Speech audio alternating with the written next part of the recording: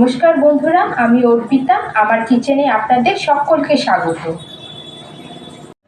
আজ আমরা 1 কাপ মুগ ডাল দিয়ে খুবই টেস্টি অ্যান্ড হেলদি একটা পরোটা রেসিপি শেয়ার করব।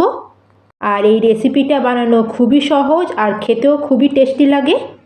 আর বাচ্চাদের লাঞ্চ বক্সের জন্য আপনারা এটা বানিয়ে নিতে পারেন। আর এর সাথে খাওয়ার জন্য খুবই একটা টেস্টি চাটনি রেসিপিও আপনাদের সাথে শেয়ার করব। তাহলে চলুন শুরু করা যাক আজকের রেসিপি। আর এই রেসিপিটা বানানোর জন্য আমি এখানে 1 কাপ মুগ ডালকে ভালো করে জল দিয়ে ধুয়ে 3 থেকে 4 ঘন্টা ভালো করে ভিজিয়ে রেখেছিলাম। আপনারা এটা 2 ঘন্টার জন্য ভিজিয়ে রাখতে পারেন।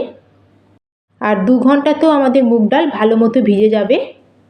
আর বন্ধুরা, আপনারা যদি সকালবেলায় ব্রেকফাস্টটা বানিয়ে নিতে চান তাহলে আপনারা রাতেবেলায় ডালটা ভিজিয়ে রাখতে পারেন। ডালের মধ্যে যে জলটা ছিল সেটাকে আমি ছাঁকনির মধ্যে দিয়ে পুরো ভালো মতো জলটা ছেঁকে নিয়েছি।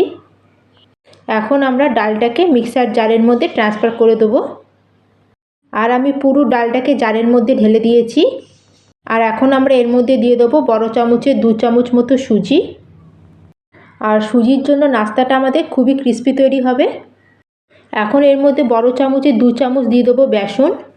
আর বেসনের জন্য খুবই সুন্দর একটা টেস্ট আসবে। আর এখানে আমি 3টে কাঁচা লঙ্কা অ্যাড করছি। আর এই লঙ্কাগুলো বেশ ঝাল আছে, আপনারা যেরকম ঝাল খান সেই বুঝে লঙ্কা অ্যাড করবেন। আর তার সাথে এখানে 1 ইঞ্চ আদার টুকরো অ্যাড করে দিয়েছি। আর এবার আমি দেবো এখানে 1/4 চামচ মতো হলুদ গুঁড়ো। আর এখানে স্বাদ অনুযায়ী অ্যাড করে দেবো নুন। আর দেবো এখানে 1/4 চামচ মতো গোটা জিরে। আর এখন আমরা দেবো এর মধ্যে 1/2 চামচ মতো চিনি। আর এই চিনি দেওয়ার জন্য যখন আমরা পরোটাগুলোকে সেঁকবো তখন সুন্দর একটা কালার আসবে। এখন আমরা এর মধ্যে অ্যাড করে দেবো বড় চামচের 2 চামচ মতো দই। এখন আমরা এর মধ্যে 1/4 কাপ মতো জল অ্যাড করে দিয়েছি। আর পেশার সময় যদি আপনাদের জলের প্রয়োজন মনে হয় তাহলেই আপনারা জল অ্যাড করবেন। আর এই দেখুন, আমরা এর একটা সুন্দর একটা স্মুথ পেস্ট তৈরি করে নিয়েছি। আমি এখানে 1/4 কাপ জল দিয়েছিলাম, আমি আর জল এখানে অ্যাড করিনি, কারণ আমার ডালটা ভালো মতো ভিজানো ছিল। এখন আমরা এই পেস্টটাকে একটা মিক্সিং বাউলের মধ্যে ঢেলে দেবো। আর মিক্সি ধুয়ে আরও 1 চামচ মতো জল অ্যাড করে দেবো। আর এখন এটাকে আমরা ভালো করে মিক্স করে নেব। আর এখানে আমরা সুজি অ্যাড করেছিলাম, তাই জন্য আমাদের এই ব্যাটারটাকে 10 থেকে 15 মিনিট ঢেকে রাখতে হবে। এতে আমাদের ডালটাও ভালো মতো সেট হয়ে যাবে আর সুজিটাও ভালো মতো ফুলে উঠবে। ততক্ষণ আমরা একটা চাটনি বানিয়ে তৈরি করে নেব। তার জন্য এখানে আমি 1 বাটি মতো ফ্রেশ নারকেল নিয়েছি।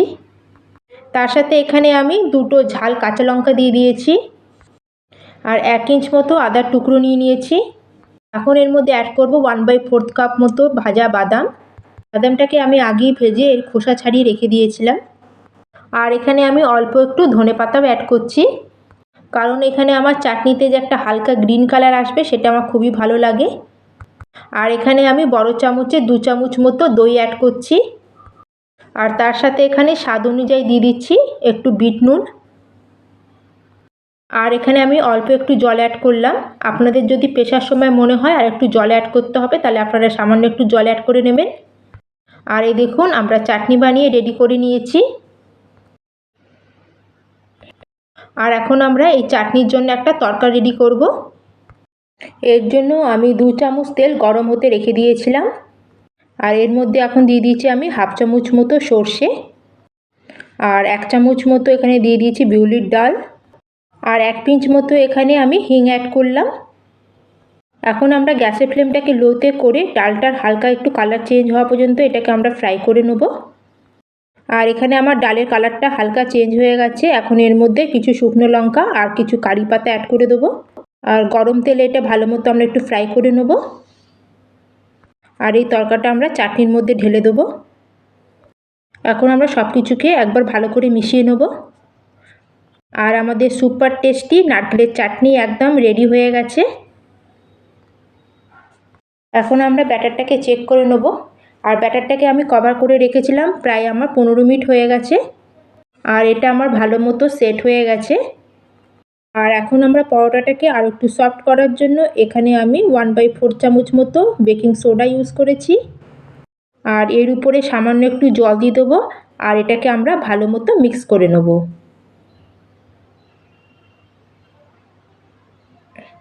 আর এখানে আমার ব্যাটারের কনসিস্টেন্সিটা একটু গাঢ় মনে হচ্ছে।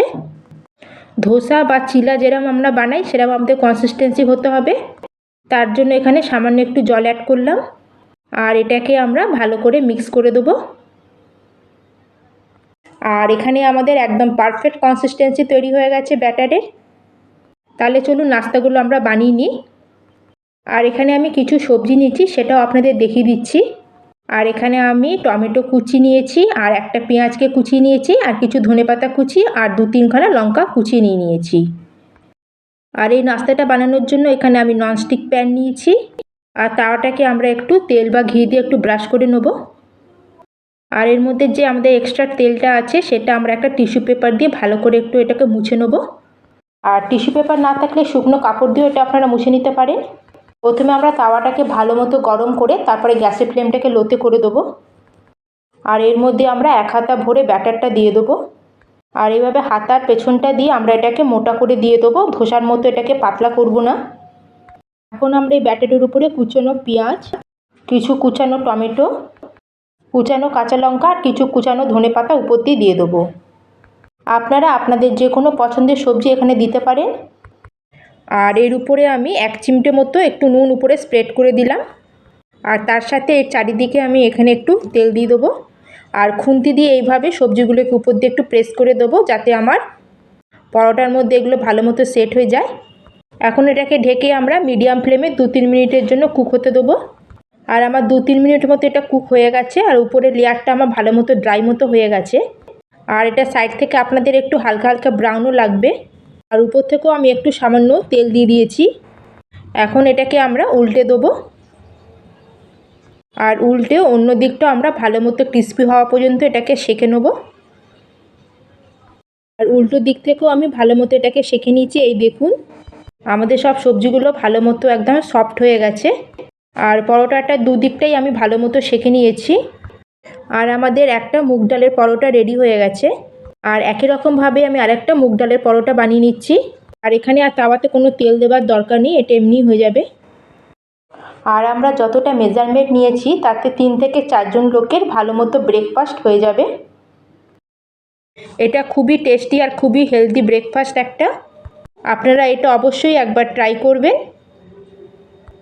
আপনার আর আপনার বাড়ির লোকেদের এটা খুবই পছন্দ হবে। আর বন্ধুরা আপনারা এই নাস্তাটার টেক্সচারটা দেখুন।